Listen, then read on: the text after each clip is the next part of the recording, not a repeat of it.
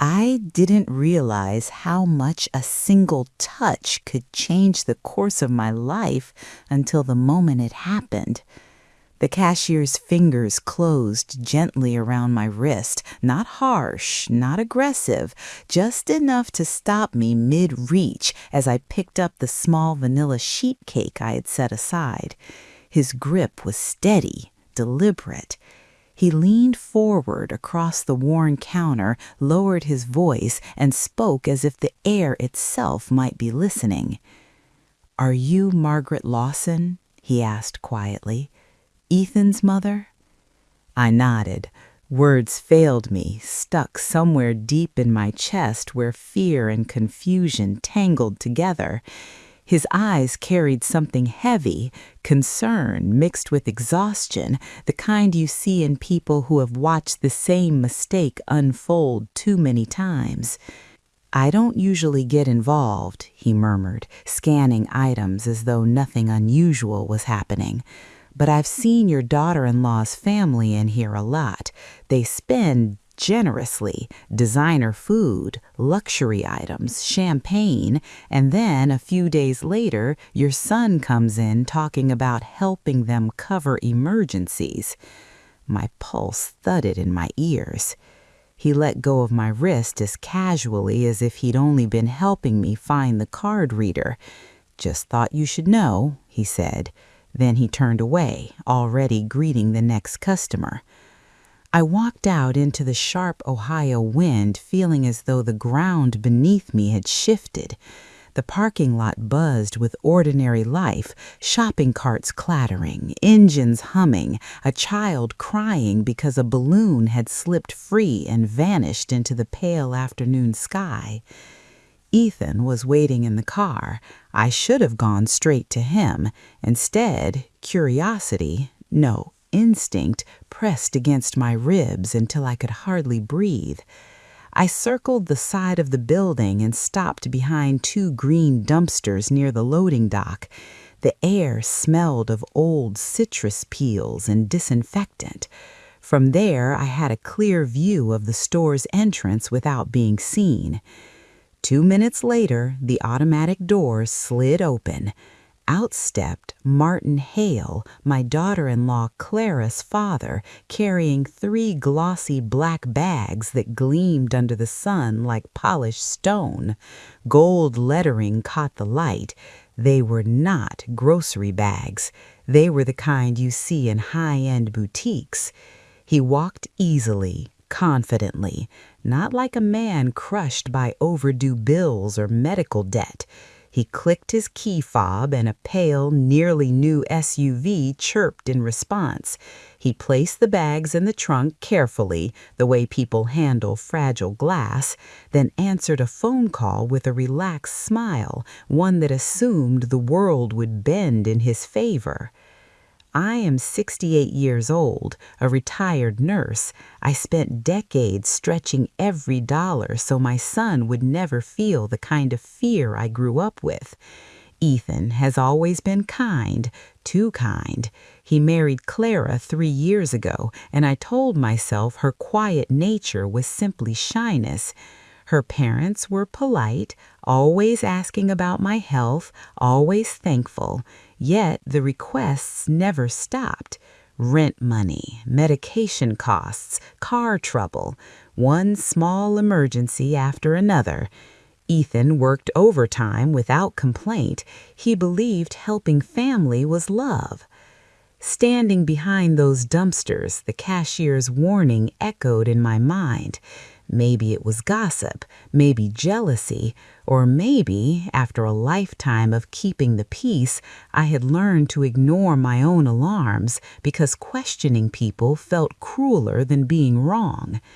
I stayed there until my legs ached, watching Martin disappear back into the store as if nothing out of the ordinary had happened.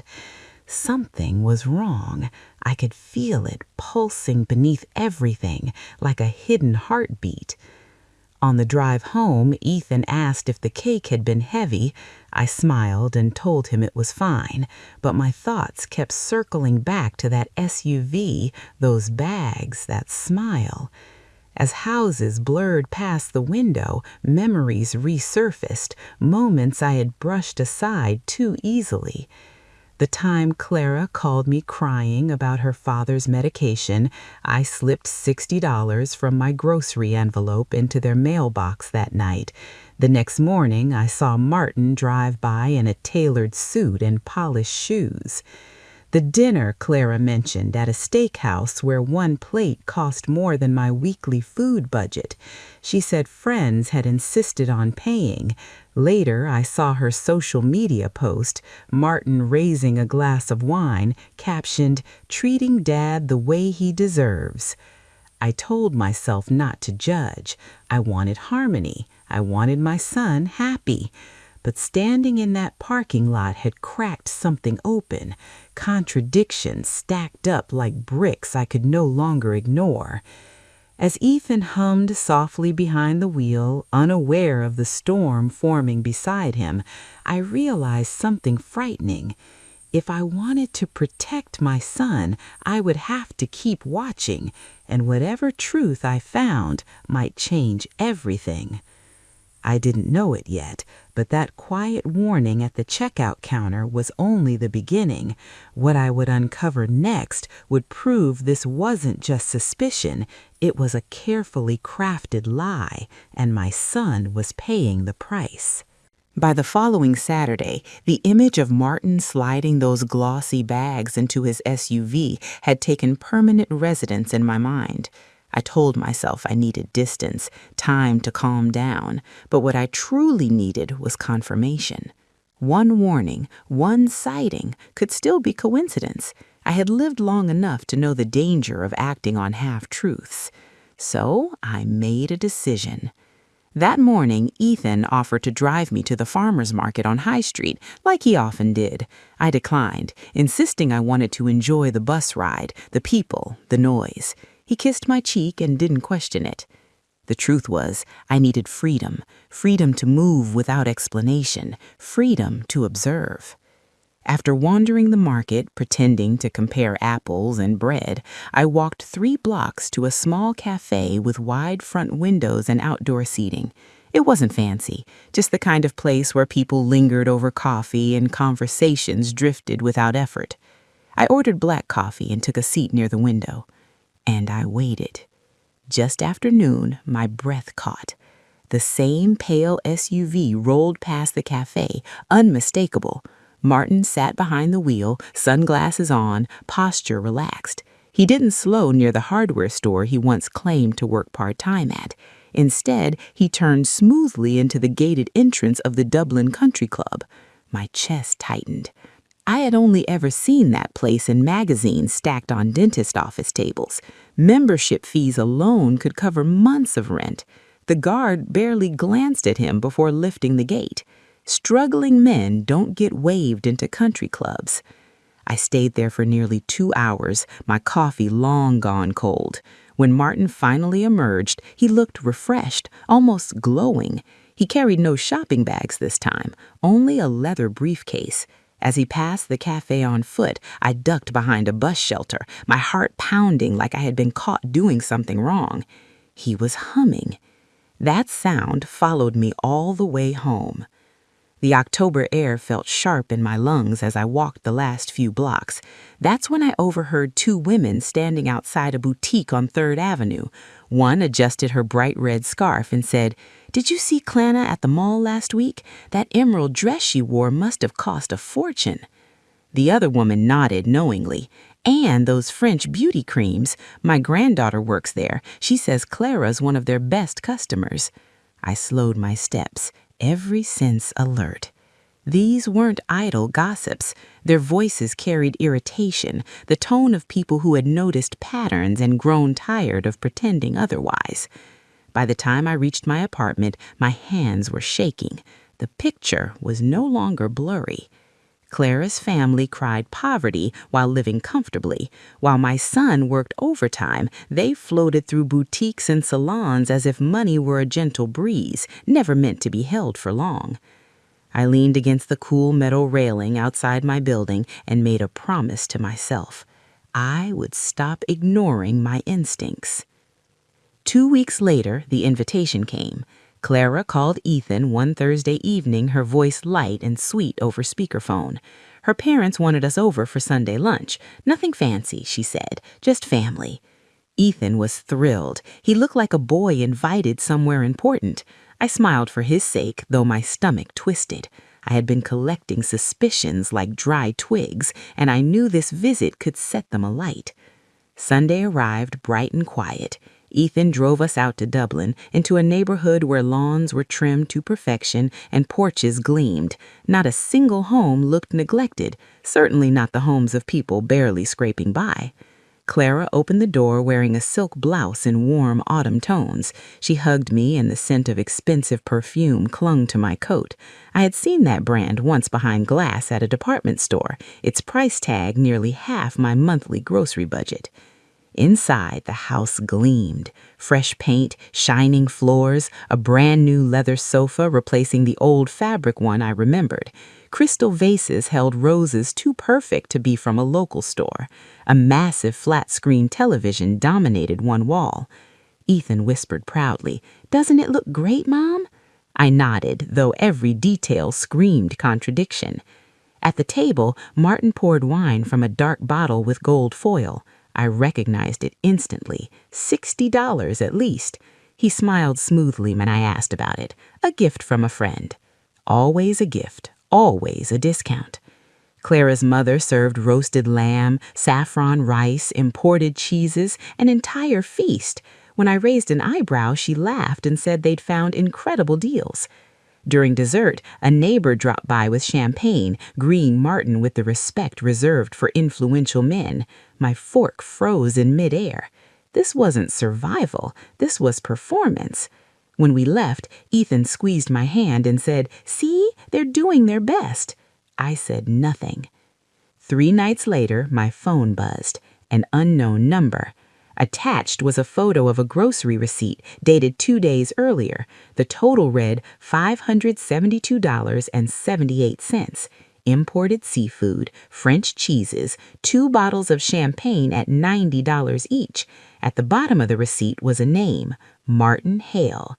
The message read, "Mrs. Lawson, I thought you should see this." My throat grew dry. This wasn't suspicion anymore. This was proof. I thought the receipt would be the end of it. I was wrong, because what came next didn't just expose a lie, it revealed a system, and once I saw how deep it went, there was no turning back. I sat at my kitchen table for a long time, staring at that receipt as if it might rearrange itself into something harmless. The numbers stayed exactly where they were, bold, final, impossible to explain away. That night, I barely slept. Every time I closed my eyes, I saw Ethan's tired face, the way his shoulders slumped after double shifts, the way he brushed off invitations because he was trying to save a little. All the while, money was slipping through his hands like water, flowing straight into someone else's comfort. The next morning, another message arrived. This time, the receipt was even worse. Nearly $600, imported wine, specialty meats, luxury items I had only seen locked behind glass. The date matched the same week Clara had called Ethan in tears, claiming her parents were behind on rent. I pressed my phone against my chest and felt something inside me harden. This wasn't misunderstanding. This wasn't poor planning. This was deliberate. That afternoon, as I stepped out to collect my mail, Mrs. Delaney from the next block approached me. I recognized her vaguely, a woman with kind eyes and a voice that always sounded like she was holding back words. "Margaret," she said quietly, glancing around as if checking who might hear, "I wasn't sure whether to say anything, but I think you deserve to know." She told me about a party, a birthday celebration thrown for Martin the previous weekend, catered food, imported wine, professional chefs, even an ice sculpture, hundreds of guests, the kind of event people whisper about afterward. "And yet," she added bitterly, "your son told my daughter they were struggling with hospital bills." Each word felt like glass scraping against my skin. After she left, I went back inside and sat down slowly, as though my legs might give out if I moved too fast. I laid the receipts on the table beside one another. Dates, totals, patterns. It was all there. That evening, Ethan stopped by after work. He looked exhausted, tie loosened, eyes shadowed. He sighed heavily as he sat across from me. Clara called again. Her dad needs car repairs, transmission this time. She's really upset. I watched him carefully. The kindness in his face hurt me more than anger ever could. I might have to dip into savings, he added quietly. I reached for his hand and squeezed it, but I didn't show him the receipts. Not yet. He wasn't ready. Love can be blinding, but worse, it can be fragile, and if I shattered his trust without enough proof, he might cling to the lie simply to survive the pain. That night, I made a decision. I would gather everything. Over the next week, more information came in, quietly, carefully. The cashier sent another receipt. A woman at the salon mentioned Clara's frequent appointments. A neighbor spoke of weekend trips and luxury deliveries. Every story fit the same pattern.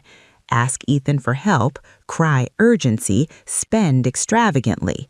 I began writing everything down, dates, amounts, excuses. I felt like an investigator compiling a case I never wanted to build. The final blow came on a Wednesday evening. Ethan arrived unannounced, collapsing into the chair across from me. His hands trembled as he rubbed his temples. "Mom," he said softly, "they need $200 by Friday. Insurance won't cover another procedure." The words were rehearsed. I could hear it now, the script Clara must have memorized. My heart clenched. I stood, walked to the counter, and picked up my phone. "Ethan," I said gently, "I need you to see something." He looked up, confused.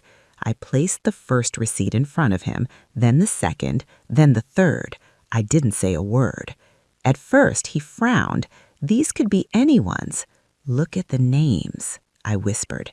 His eyes dropped, his jaw tightened. He scrolled, slowly, then faster. "Where did you get these?" His voice cracked. I told him everything, the cashier, the neighbors, the party, the patterns. I spoke carefully, calmly, as if loud words might make him run. He stood abruptly and began pacing the room. "No," he muttered, "there has to be another explanation. Maybe they borrowed. Maybe this was a one-time thing." His voice faltered. Even he didn't believe it. "Son," I said quietly, "while you worked overtime, they celebrated." He stopped pacing. "I need to know," he finally said. "I need the truth." That night, after leaving my apartment, Ethan did something he had never done before.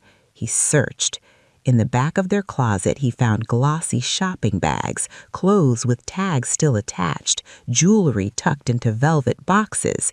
And then he found the ledger. Page after page of neatly written entries, every fabricated emergency, every amount Ethan had sent. At the bottom of the last page was a new note. "Mom, dental surgery, next month, $1,800. When he called me, his voice was hollow. "They kept records," he whispered, "like it was a business." And that's when I knew. The confrontation was coming. I thought uncovering the truth would bring relief. I was wrong, because once Ethan saw the ledger, there was only one thing left to do, and it would tear everything apart. Ethan didn't sleep that night.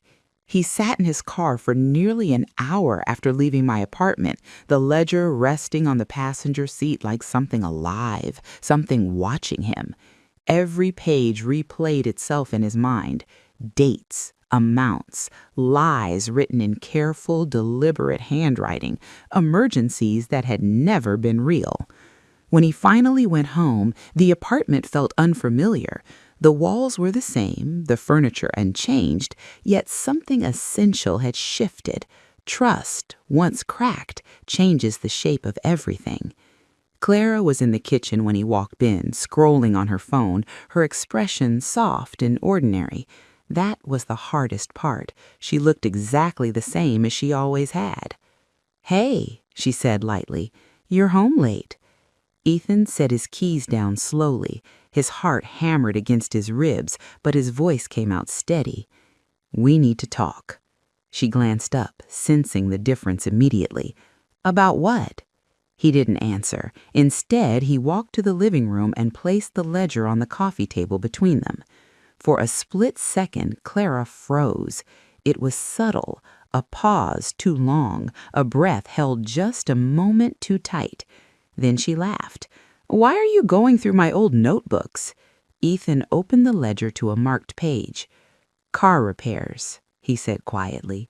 $650. You called me crying that night. You said your father was stranded."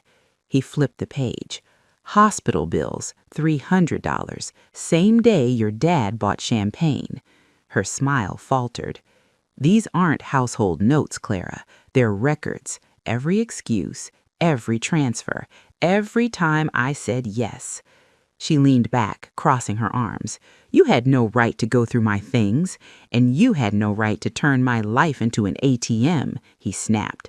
The words hung in the air, heavier than either of them expected. Clara stood abruptly. "You're overreacting. You don't understand how hard things have been for my family." Before Ethan could respond, the doorbell rang. Clara's phone buzzed at the same time. She glanced at the screen, then looked away. "Dad's here," she said quietly. Moments later, Martin stepped inside, dressed neatly, confidence still clinging to him like a well-fitted coat. His smile was automatic until his eyes landed on the ledger. Something flickered across his face. Calculation. "Son," Martin said calmly, "whatever this looks like, I can explain." "Then explain," Ethan said, his voice tight. "Explain why every emergency lines up perfectly with luxury spending." Martin exhaled and sat down, smoothing his jacket. His tone shifted, less warmth, more precision. "You wanted to help, and we needed support. It was practical." "Practical," Ethan repeated. "I worked overtime. I skipped vacations. I believed you were drowning." Martin shrugged slightly. "You made it easy." The room went silent. Clara's head snapped toward her father. "Dad, stop!" But the damage was done. Not personal, just efficient. Ethan felt something inside him fracture completely. Clara stepped forward, her voice sharp now. "Yes, we lied. So what? You always said yes. You liked being needed." "That's not love," Ethan hoarsely said. "That's exploitation."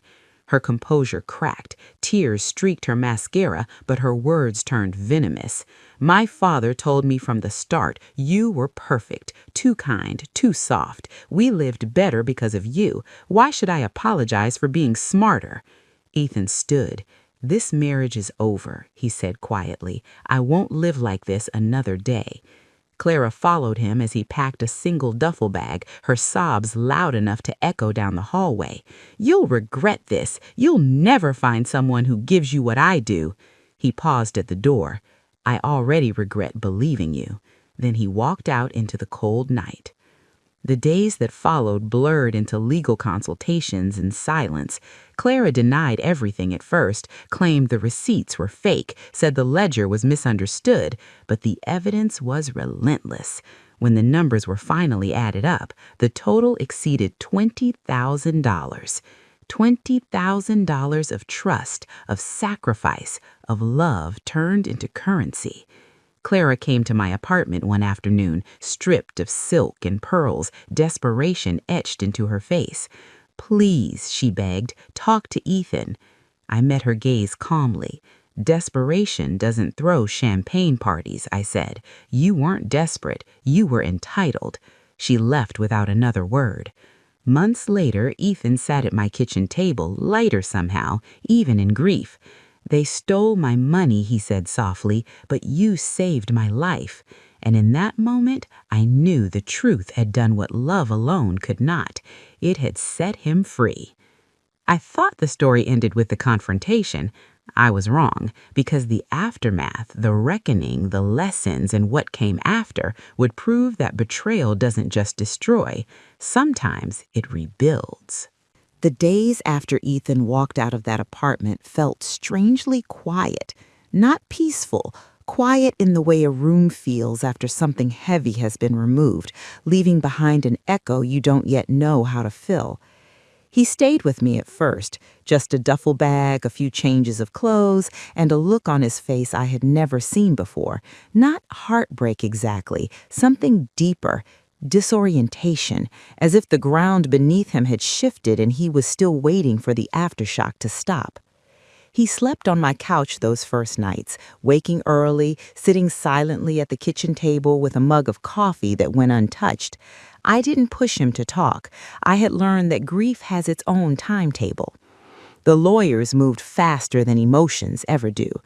Ethan met with one at a small office downtown, the kind with framed certificates and soft lighting meant to soothe people at their worst. Clara fought at first. She claimed misunderstandings, said the ledger was taken out of context, suggested the receipts were exaggerated or unrelated. But facts don't bend easily. Once Martin's words, "you made it easy," were repeated under legal scrutiny, the tone changed. Denial gave way to negotiation, negotiation to desperation. They promised repayment. They offered apologies that sounded carefully practiced. They said everything but the one thing that mattered, the truth spoken without excuse. When the numbers were finalized, the total stunned even me. Just over $20,000. $20,000 drained not through one large theft, but through dozens of small lies, emergencies, tears, carefully timed phone calls, each one designed to bypass logic and strike straight at compassion. Ethan read the figure twice, then set the paper down slowly. "That's 2 years of my life," he said quietly. The divorce process was exhausting, not because of paperwork, but because every step forced him to revisit moments he had once thought were acts of love. Every transfer now carried a shadow, every memory asked to be re-examined. Clara's final attempt came unexpectedly. One afternoon, while Ethan was at work, she appeared at my door. No makeup, no jewelry, plain clothes, her hair pulled back tightly, as if control itself might save her. "Please," she said, voice trembling, "you're his mother. You can help me." I studied her carefully. "I loved him," she insisted. "I just did what my family needed." I shook my head slowly. Love doesn't keep ledgers, love doesn't plan emergencies, and love doesn't punish kindness. Her expression hardened. The mask slipped completely. "You think you're better than us?" she snapped. "No," I replied calmly. "I think you mistook generosity for weakness." She left without another word. Not long after, Ethan found a small apartment near his job. Bare walls, simple furniture, nothing impressive, and yet the first night he slept there, he told me he hadn't rested so deeply in years. "There's no fear here," he said, "no waiting for the next crisis." We rebuilt slowly. Dinners together, long walks, quiet conversations that didn't demand solutions. He talked about guilt, how ashamed he felt for not seeing it sooner. I reminded him of something I had learned long ago in nursing. The kindest people are always targeted first, I told him, not because they're foolish, but because they're generous. Months passed. The divorce finalized. Clara and her parents left Columbus quietly, debts following behind them like unpaid echoes.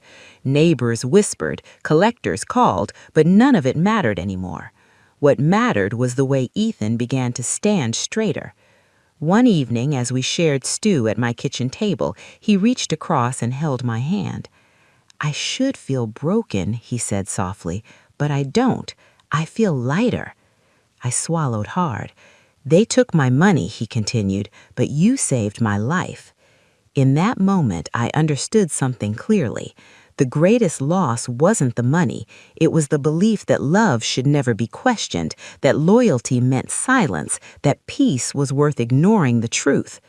I had broken that silence, and though it cost my son his marriage, it gave him something far more valuable: clarity. He would love again someday, but this time with eyes open, with boundaries, with wisdom earned through pain. As for me, I no longer regret speaking up, because love that demands blindness isn't love at all, and family that thrives on lies was never family to begin with. Healing didn't arrive all at once. It came in fragments, small, quiet moments that didn't announce themselves as progress until much later. Ethan would wake before dawn and sit by the window of his new apartment, watching the city stretch itself awake. No phone buzzing, no urgent messages, no sudden emergencies waiting to hijack his day. For the first time in years, silence didn't mean trouble. At work, his supervisor noticed the change. Ethan stopped volunteering for endless overtime. He left on time. He laughed more. The dark circles under his eyes faded slowly, like bruises healing beneath the skin. But healing is never a straight line. Some nights he called me just to talk. Other nights he didn't sleep at all. "I keep replaying it," he admitted once. "Every time I said yes, every time I ignored that feeling in my stomach." I listened without interrupting. "That feeling," I finally said, "was your intuition. It was whispering before it ever learned how to shout." He sighed. "Why didn't I trust it?" "Because you were taught that being good meant being available, and no one ever taught you where generosity should end."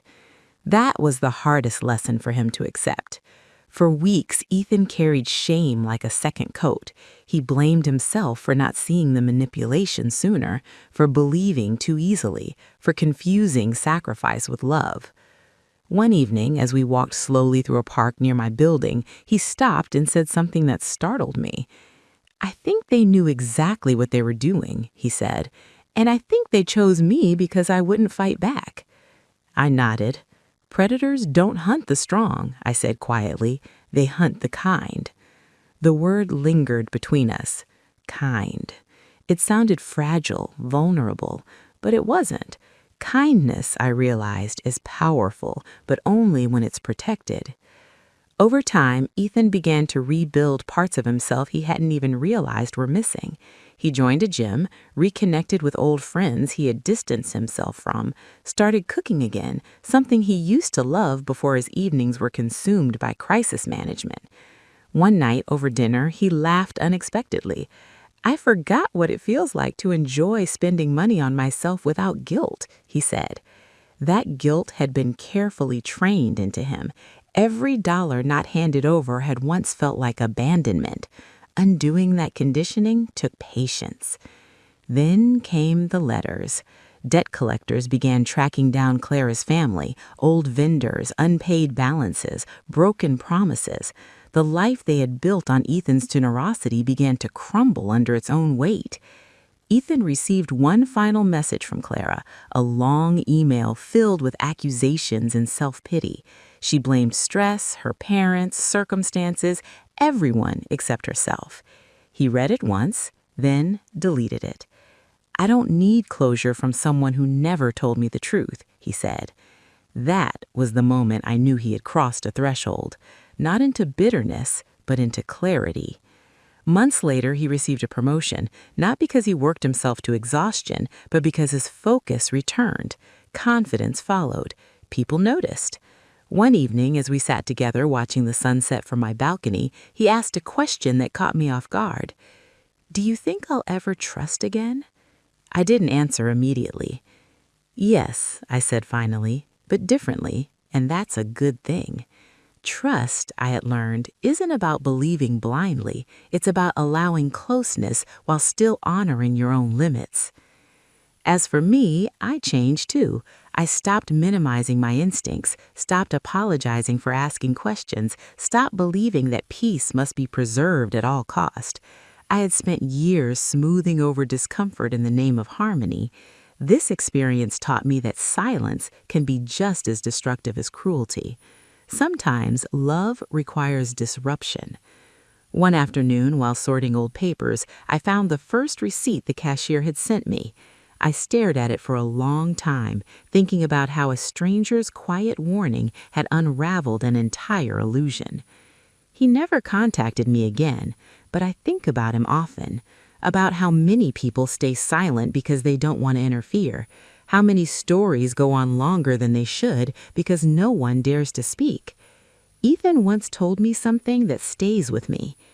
"If you hadn't said anything," he said, "I would have kept paying, kept believing, kept disappearing." That sentence still chills me. Because exploitation rarely looks violent. It looks polite, familiar, reasonable. It hides behind family, behind tears, behind obligation. And it survives as long as kindness remains unguarded. I thought the worst part of the story was behind us, but the final realization, the one that changed how I see people forever, came when I least expected it, and once I understood it, I couldn't unsee it. The final lesson didn't arrive with confrontation or paperwork. It came quietly, months later, in a moment so ordinary it almost slipped past unnoticed. Ethan and I were standing in line at a small grocery store near my apartment.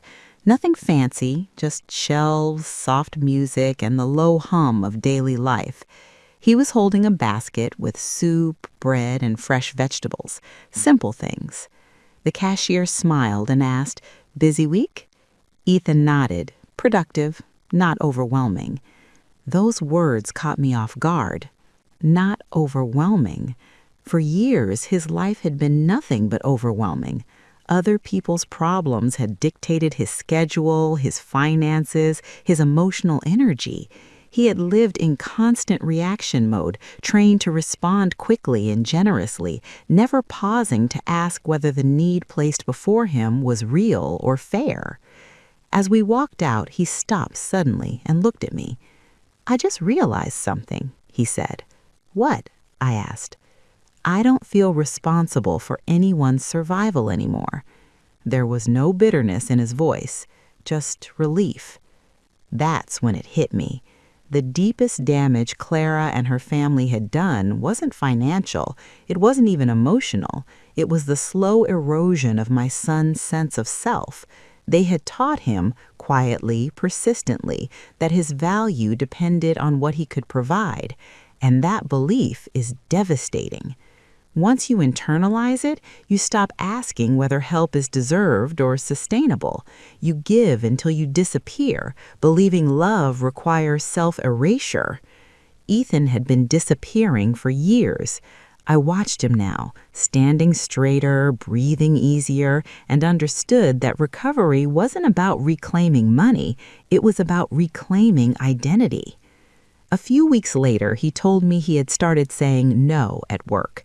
Not angrily, not defensively, just calmly. "No, I can't stay late tonight. No, I'm not available this weekend." And nothing terrible happened. The world didn't collapse. No one accused him of being selfish. In fact, something surprising occurred. People respected him more. Boundaries, it turns out, don't repel healthy people. They reveal unhealthy ones. That realization rippled outward into every area of his life. Friends he hadn't heard from in years reached out again. Conversations felt lighter, more mutual, less transactional. One evening, he admitted something quietly over dinner. "I think I was afraid that if I stopped giving, no one would stay." I reached across the table and took his hand. "The people who only stay because you give," I said gently, "were never staying for you." That truth hurt, but it also healed. I reflected on my own role in all of this. How many times had I taught my son, without meaning to, that endurance was more important than discernment, that peace was worth any price? As mothers, we often teach sacrifice before wisdom. This experience rewrote that lesson for both of us. Months later, I ran into someone unexpected at the same grocery store, the cashier who had first warned me. He didn't recognize me at first. When I thanked him, his eyes softened. "I wasn't sure I should say anything," he admitted, "but something felt off." That instinct, I told him, changed everything. He nodded. I wish more people trusted theirs. So do I. Because manipulation thrives in silence. It feeds on politeness, on fear of conflict, on the belief that questioning someone's story makes you cruel. But questioning questions isn't cruelty, it's clarity. Ethan eventually began dating again, not rushing, not hiding, not rescuing. This time, he paid attention to how people handled their own problems, how they spoke about money, how they reacted when he said no. He told me once, "I'm not afraid of helping anymore. I'm just careful about who I help." That sentence felt like victory, not because it closed the story, but because it opened a better one. I share this not to warn people against generosity, but to remind them of something crucial. Kindness without boundaries becomes a resource for exploitation. Love without honesty becomes leverage. And family, real family, never demands blindness as proof of loyalty. Sometimes the bravest thing you can do is speak up, even if your voice shakes, even if it costs you the illusion of peace. Because the truth doesn't destroy healthy relationships, it only destroys false ones. And what remains afterward, though quieter, simpler, and smaller, is finally real. I thought this was the end of the story, but there's one final question that still lingers, one that every person listening should ask themselves. And once you do, you may never see generosity the same way again. There's one question that stayed with me long after everything settled. It didn't come from the lawyers, the receipts, or even from Ethan. It surfaced quietly one evening as I washed dishes at my kitchen sink, watching the water swirl down the drain. How many people live their entire lives being used and never realize it? Not because they are foolish, but because they are loving. That question changed the way I look at people. I began noticing how often kindness is mistaken for obligation, how frequently good-hearted people are praised not for who they are, but for what they give. Money, time, energy, silence, especially silence. Ethan once told me that during his marriage, he felt like peace depended on him saying yes, that if he hesitated, if he asked questions, he would be the one accused of cruelty. So he swallowed doubt, he buried discomfort, he learned to confuse love with endurance. And that lesson nearly erased him. The strange thing is, manipulation rarely announces itself. It doesn't wear a villain's face. It comes wrapped in familiarity, in shared meals, in tears that seem sincere, in words like family, emergency, just this once. Over time, those words become chains. I see it everywhere now. Friends who lend money they can't afford to lose, parents who sacrifice their health to keep adult children comfortable, partners who apologize for asking for honesty. We are taught that love is limitless, but no one teaches us that limits are what keep love alive. Ethan didn't become colder after everything ended. He became clearer. He still helps people, but not at the cost of himself. He listens, but he also observes. He asks questions now, not aggressively, not suspiciously, just honestly. One night he said something that made me pause. "I don't need to be the hero anymore," he said. "I just want to be human." That sentence carried more wisdom than years of sacrifice ever did. Being human means needing rest. It means saying no without explanation. It means understanding that someone else's crisis is not automatically your responsibility. And most importantly, it means recognizing that love should never require self-destruction as proof. Looking back, I don't regret exposing the truth, even though it shattered a marriage, rewrote my son's future, and forced painful reckonings. What I regret is how long we're taught to doubt ourselves. That cashier's whisper, so quiet, so hesitant, was an act of courage. He risked being dismissed as meddling. He risked being wrong, but he trusted his instinct. And that single choice unraveled a lie built over years. I wonder how many stories never change because no one speaks. How many Ethans are out there right now working harder, giving more, disappearing slowly because they believe love demands it? If this story has taught me anything, it's this. You are allowed to ask questions. You are allowed to pause before helping. You are allowed to protect your kindness. And if someone punishes you for doing so, if they accuse you of being selfish, cold, or unloving, then they were never loving you to begin with. True love doesn't fear scrutiny. It doesn't collapse when boundaries appear. It doesn't need lies to survive. Ethan's life today is quieter, smaller in some ways, but it's honest, and there is peace in that honesty. Real peace, not the fragile kind built on denial. As for me, I no longer silence my instincts. If something feels wrong, I listen, because intuition is not suspicion, it is accumulated wisdom asking for attention. So, I'll leave you with the question that still lingers for me, and perhaps now for you. Who benefits most from your kindness staying unexamined? And what would change in your life if you finally asked why?